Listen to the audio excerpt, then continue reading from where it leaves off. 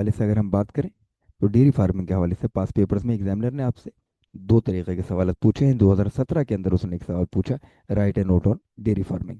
बिल्कुल इसी तरह से 2014 के रेगुलर में भी एक सवाल आया है, और वो आया है, why is dairy farming capital intensive. यानी कि एक तो उसने सीधा से पूछा भाई डेयरी फार्मिंग क्या है वो बता दीजिए, या साथ ही साथ उसने ये पूछा है कि डेयरी फार्मिंग के लिए इतना ज़्यादा कैपिटल या सरमाए की ज़रूरत क्यों होती है।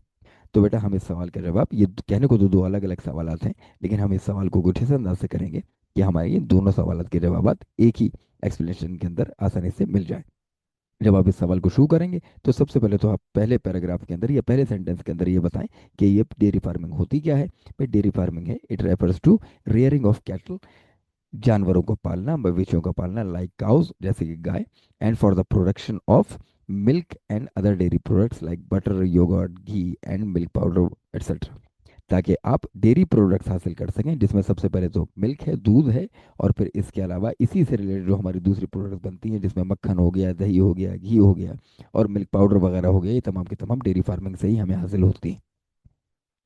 अब बेटा बात यह है कि ये इंटेंसिव क्यों है, हमने उसी सवाल में उस सवाल का जवाब भी हमारे पास दूसरे सेंटेंस के अंदर आ गया।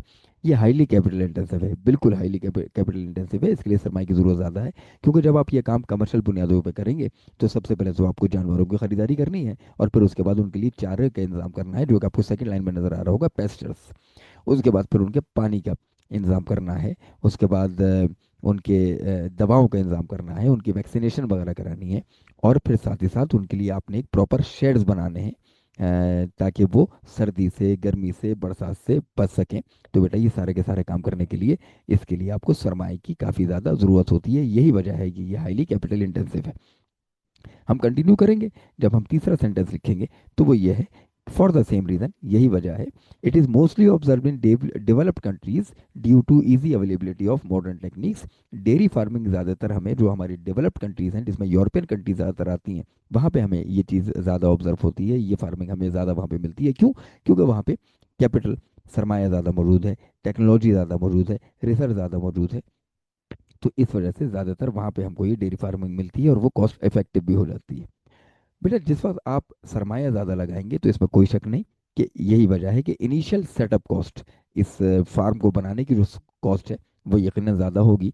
लेकिन जब आप प्रोडक्शन करना शुरू करते हैं, प्रोडक्ट हासिल करना शुरू करते हैं, डेयरी प्रोडक्ट्स हासिल करना शुरू करते हैं, तो उसकी कॉस्ट वो कम होना शुरू हो जाती है। क्यों? क्योंकि आप मॉडर्न टेक्निक का इस्तेमाल कर रहे हैं। जो आपने फर्स्ट ईयर के अंदर इकोनॉमीज ऑफ स्केल पढ़ा होगा, इकोनॉमिक्स के अंदर इंटरनल इकोनॉमीज और एक्सटर्नल इकोनॉमीज के ऊपर, तो जाहिर है जब आप मशीन्स का इस्तेमाल करेंगे तो आपका कम वक्त के अंदर प्रोडक्शन आप ज़्यादा हासिल करते हैं, जिसकी वजह से आपकी पर यूनिट कॉस्ट जो है वो कम हो जाती है। तो बहरहाल इनिशियल सेटअप कॉस्ट ज़्यादा है, लेकिन बहरहाल cost of production remains low due to use of modern technology. आखिर में बस आप ये बता देंगे कि किन ममालिक के अंदर ज़्यादातर हो रही है, जैसे कि हमने कहा डेवलप्ड कंट्रीज़ में, तो उसमें डेफिनेटली यूएसए है, नेदरलैंड है, डेनमार्क है, जर्मनी है, ऑस्ट्रेलिया है, फ्रांस है, और इस जैसी दीगर कंट्रीज हैं।